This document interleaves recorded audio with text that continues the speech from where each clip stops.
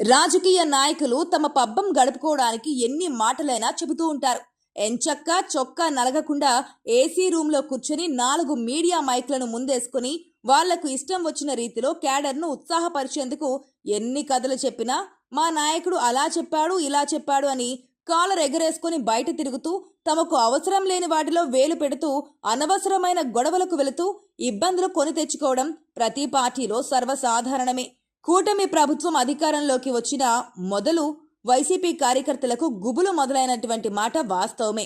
జగన్ హయాంలో తాము రెచ్చిపోయిన తీరు వారికి ఇప్పుడు గుర్తు తెచ్చుకుంటున్నారు. కూటమి హయాంలో పెట్టిన కేసులకు వ్యతిరేకంగా కోర్టులకు వెళ్లిన వారికి బెయిల్ ఒక కేసులో వస్తుంటే మరొక కేసులో ఇరికించడం పరిపాటిగా మారింది. ఇదంతా కేసులు బనాయించబడ్డవారు, వాటిని ఎదుర్కొన్నవారు, కుటుంబాలకు దూరంగా జైళ్లలో మగ్గుతున్నవారు ఎందరెందరో. అయితే మాజీ ముఖ్యమంత్రి జగన్మోహన్ రెడ్డి తన మీడియా ప్రసంగాలలో మాట్లాడుతూ 3 సంవత్సరాలు కళ్ళు మూసుకుంటే మన ప్రభుత్వమే వస్తుందని, అప్పుడు ప్రతి ఒక్కడికి వడ్డీలతో సహా లెక్కలు తేలుద్దామని ఎన్నో కథలు చెబుతూ వైసీపీ కేడర్ను ఉత్సాహపరచడంలో తన వంతు ప్రయత్నాలు తాను చేస్తున్నాడు.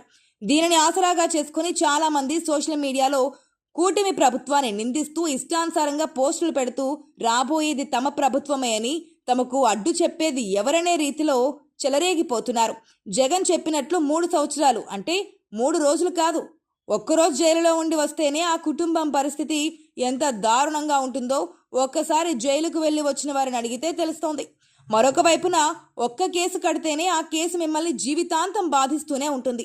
ఏదైనా ఉద్యోగానికి వెళ్లాల్సి వచ్చినా, మీ కర్మ కాలి ఏదైనా దేశంలో ఉద్యోగం వచ్చినా ఈ కేసు మిమ్మల్ని వెంటాడి వేధించి మిమ్మల్ని ముప్పు తిప్పలు పెట్టడం అనేది రోజువారీ దినచర్యలో ఒక భాగంగా మిగిలిపోతోంది.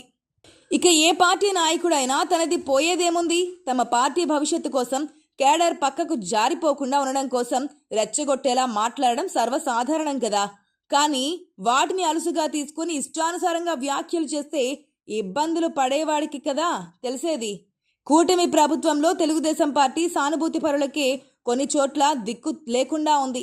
ఉదాహరణకు చిలకలూరిపేటకు సంబంధించి 30 సంవత్సరాలుగా పార్టీ కోసం పనిచేస్తున్న ఒక ఎన్ఆర్ఐ స్థలాన్ని తెలుగుదేశం పార్టీకి సంబంధించిన వారే కబ్జా చేస్తే ఆ స్థలం విషయంలో అతడికి భరోసా ఇచ్చేవారే కూటమిలో కరువయ్యారు.